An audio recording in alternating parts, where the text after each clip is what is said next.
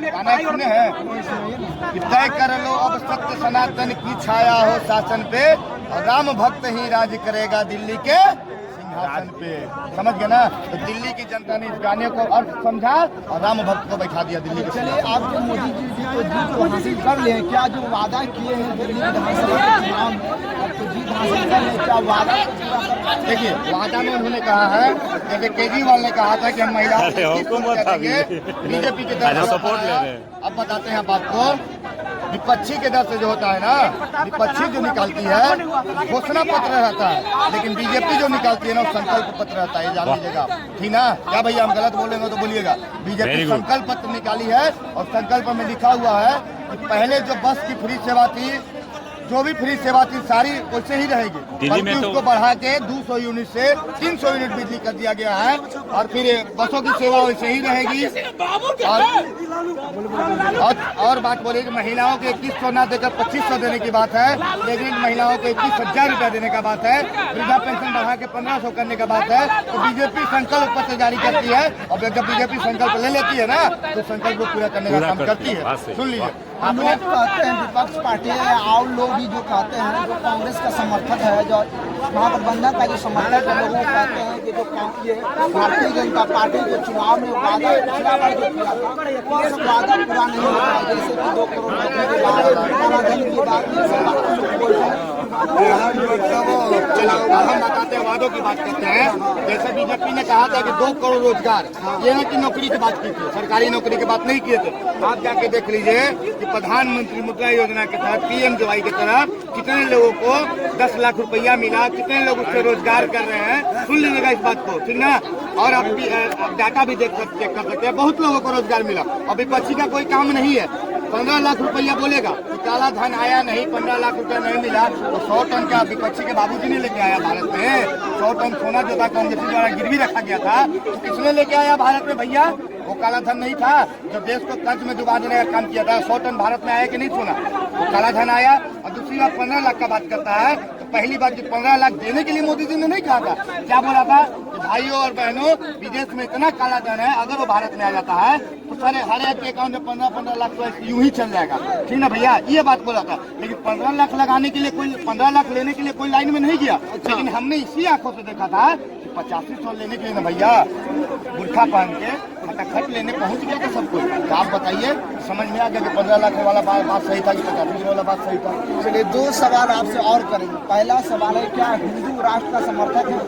बिल्कुल सही बात है भैया। हिंदू राष्ट्र से क्या फायदा होगा? अब हम बताते थे हिंदू राष्ट्र में कोई सा फायदा नहीं है कि फायदा ये होगा, हम पहले नुकसान की बात बता रहे हैं कि मुसलमानों के यहाँ से भगा देने की बात नहीं होगी। एक मिनट चाहिए, क्योंकि बाबा बागेश्वर ने भी ये बात बोला है कि हिंदू राष्ट्र का ये मतलब नहीं कि मुसलमानों के यहाँ से भगा दिया जाएगा, ठीक है? मेरा सवाल वो नहीं है, सुन लीजिए पहले, राष्ट्र से क्या फायदा होगा ये जानना चाहते हैं। आप बताइए कि वक्फ बोर्ड से क्या फायदा है? वक्फ बोर्ड जो बनाया है, जिसका समर्थन जो सब करता है वो बताओ। चलिए, आप हिंदू राष्ट्र पे तो सवाल उठा लिए भैया, लेकिन वक्फ बोर्ड पर सवाल क्यों नहीं उठाते हैं? हम इसलिए उठाते हैं सवाल हिंदू राष्ट्र पे क्योंकि भारत का संविधान कहता है कि ये धर्मनिरपेक्ष राष्ट्र है, ठीक है? लेकिन फिर भी कुछ लोग जो मांग करते हैं कि हिंदू राष्ट्र बनना चाहिए। तो हमारा सवाल मन में आता है ताकि हिंदू राष्ट्र क्यों बनना जरूरी है? संविधान तो कहता है कि धर्मनिरपेक्ष राष्ट्र। अच्छा, ये बताइए, आप संविधान की बात कर दिए, तो अगर संविधान से अगर देश चलता तो वक्फ बोर्ड जैसा कानून नहीं आता, ठीक है? संविधान से अगर देश चलता तो मुस्लिम पर्सनल लॉ नहीं आता। संविधान से अगर देश चलता तो कश्मीरी पंडितों को मार के भगाया नहीं जाता। संविधान से अगर देश चलता तो इमरजेंसी नहीं लगवाया जाता। संविधान से अगर देश चलता तो हिंदुओं को नसबंदी नहीं करवा दिया जाता। तो संविधान कौन? हम लोग बाबा साहब भीमराव अम्बेडकर के संविधान मानने वाले लोग हैं। बाबा साहब भीमराव अम्बेडकर अपने पुस्तक में लिखा था, ना कि संविधान में लिखा था, अपने पुस्तक में लिखा था कि मुसलमान इस देश का देशभक्त नहीं हो सकते। और क्या लिखा था कि जब तक सारे हिंदू पाकिस्तान से भारत नहीं आ जाते और भारत से सारा मुसलमान पाकिस्तान नहीं चल जाता तब तक विभाजन को नहीं मानेंगे। तो क्या बात सही हुआ? क्या बात सही हुआ? लेकिन विपक्षी पार्टी क्या करती है? बाबा साहब भीमराव अम्बेडकर के संविधान पे नहीं, कांग्रेस के बनाया हुआ संविधान पे चलते हुए मंदिर हो गया।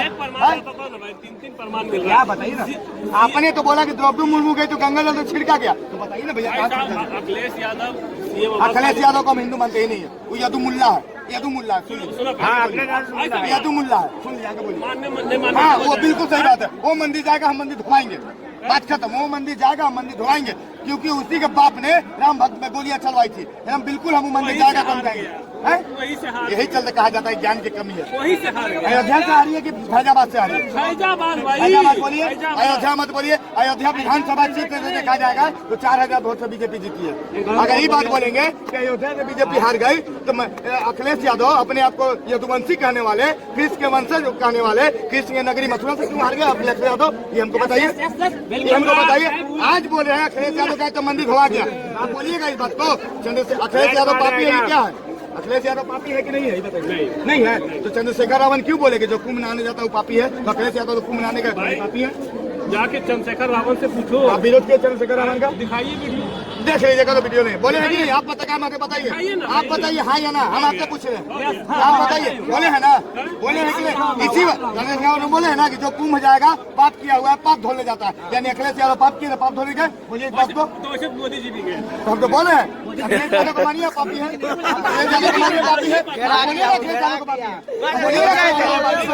बोलिए ना पहले अखिलेश यादव। एक सवाल और कि आपका ये क्या नाम है, धीरेन्द्र कृष्ण शास्त्री बागेश्वर बाबा बोलता है कि जो महाकुंभ में नहीं आएगा वह देशद्रोही है, और दूसरी बात ये भी बोलता है सबको बोल दीजिएगा भैया, ऑन कैमरा हम बोल रहे हैं भैया, सुनिए ऑन कैमरा हम बोल रहे हैं, हम बोल दिए कि जैन की सोसाइटी के बारे में बोलिएगा तो फिर देखिए गलत हो जाएगा। ऑन कैमरा हम बोल रहे हैं, मेरे सामने मत बोलिए, मेरे सामने आप नहीं बोल सकते हैं, आपको पिछवाड़े से बोलना होगा। आप बोलिएगा, मेरे सामने मत बोलिए, मेरा सवाल है, लेके बोल रहे हैं। हम पहले बोले नहीं बोलिए। हाँ बताइए। मेरा सवाल है, बागेश्वर बाबा धीरेन्द्र कृष्ण शास्त्री बोलता है कि जो महाकुंभ में नहीं आया वह देशद्रोही है, कैसे देख रहे हैं? अब हम आपको इसका जवाब दे रहे हैं। ये जो हमारा हिंदुस्तान है ना, हिंदुस्तान की पहचान जो होती है ना, संतों से नहीं, संता से नहीं, संतों से की जाती है। पहली बात जान लीजिए, ये देश जो है राम का देश। तो सुनिए पहले मेरी बात, सही बोलिएगा। नौकरी देती है, यही हमको बताइए तो। नौकरी तो नीतीश कुमार ही दी है। हम बिल्कुल हम यही बात कर रहे हैं, हम यही बात कर रहे हैं। बात सुन लीजिए, पूरा बात सुन लीजिए। नौकरी तो नीतीश कुमार ही दी है, लेकिन इस रफ्तार में महागठबंधन की सरकार में जो नियुक्ति पत्र बांटा गया है, क्या उसी रफ्तार में एनडीए गठबंधन में क्या गांधी मैदान में नियुक्ति पत्र बांटा गया था, या बांटा गया है कभी? भविष्य काल हो, भूतकाल हो, वर्तमान काल हो, कोई काल में भी अगर बांटा गया है तो बता दीजिए। चलिए ये बात को हम मानते हैं कि नहीं बांटा गया, लेकिन इस बार कितनी नौकरी आई है बिहार सरकार के अंतर्गत इनको पता है? आपको यही पता हो कि नीतीश कुमार ने अभी कितना नौकरी दिया पता है ना? बहुत सारी नौकरी दिया है। तो आप हमें बताइए, तेजस्वी यादव खाली शिक्षा विभाग में नौकरी थे तो शिक्षा विभाग का नौकरी दिए, तो स्वास्थ्य विभाग में तो स्वास्थ्य विभाग तो उनके अंदर था, स्वास्थ्य विभाग में क्या दिए? स्वास्थ्य विभाग में क्या दिए ये बताइए तो।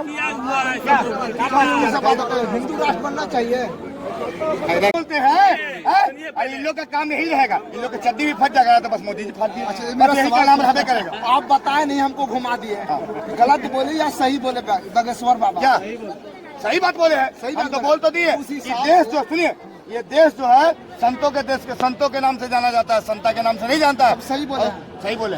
तो उस हिसाब से तो मोदी जी भी नहीं गए हैं। कौन? तुम नहीं गए? यही चर्चा टीवी वाला काम करते हैं। ये वीडियो डालिएगा, ये वीडियो डालिएगा, ये वीडियो डालिएगा कि आपको भी क्या नहीं, आपको भी क्या करना है? ये वीडियो डालिएगा, गलत बात नहीं, ये वीडियो डालिएगा कि महाकुंभ जाति जनगणना कराओ ना, तुम अपना जाति बताओ, तुम्हारा धर्म कौन है, तुम्हारा गोत्र कौन है, तुम्हारा जाति कौन है, वो नहीं बताएगा, दूसरे को जाति पुण्य चल गया था। अनुराग ठाकुर ने ठीक बात बोला था कि जिसका जात का पता नहीं वो गन्ना का बात करता है। बिल्कुल सही बात बोला था, समझ गए ना? हम उस बयान पे नहीं जाना चाहते हैं। हमने पहले भी कह दिया है कि आरक्षण का विरोध हम नहीं करते हैं, लेकिन आरक्षण अगर देना है तो सारे को एक समान दीजिए, समझ गए ना? सबको आर्थिक आधार पे दीजिए। दलित में भी आपको राजा आदमी है, दलित में भी पैसा वाला है, और राजपूत में भी गरीब आदमी है, भूमियार भी गरीब है। सारा राजपूत और भूमियार फारवर्ड अमीर ही नहीं है, गरीब भी है। तो आर्थिक आधार पे आप आरक्षण दीजिए, वो बेस्ट रहेगा। जातीय आधार पर आरक्षण नहीं मिलना चाहिए। आप कह रहे हैं कि हम संविधान भैया, क्योंकि बाबा साहब भीमराव अम्बेडकर को हम लोग मानने वाले लोग हैं। अगर जो भी मूर्ति तोड़ रहा है तो गलत कर रहा है, गलत कर रहा है, गलत करना, कार्रवाई होना चाहिए। हम ये बात को एक्सेप्ट करते हैं। अभी कल का ये 2 दिन पहले का खबर है कि औरंगाबाद में ये चिराग पासवान के पिताजी, ये रामविलास पासवान जी का मतलब मूर्ति तोड़ दिया गया है। खबर मिली, इसके बारे में हमको जानकारी नहीं है, लेकिन ये हम बताएंगे कि बहुत गलत काम किया गया। अच्छा, एक सवाल आप ले लीजिए। और आरक्षण से क्या दिक्कत है, क्या आरक्षण होना चाहिए या नहीं होना चाहिए? देखिए भैया, आरक्षण से हमको कोई दिक्कत नहीं है, लेकिन आरक्षण जो है आर्थिक आधार पे मिले ना तो सबसे बढ़िया है। देखिए एक बात बता दें, दलित में ही गरीब नहीं है, फारवर्ड कास्ट में भी गरीब है, राजपूत में भी गरीब है, ब्राह्मण में भी गरीब है, वैश्य समाज में सभी जाति में गरीब है। दलित को ही आरक्षण क्यों? आपको आरक्षण अगर देना है तो आर्थिक आधार पे दीजिए, सभी जाति को लेके चलिए ना। क्या अभी स्वर्ण समाज का आरक्षण नहीं है?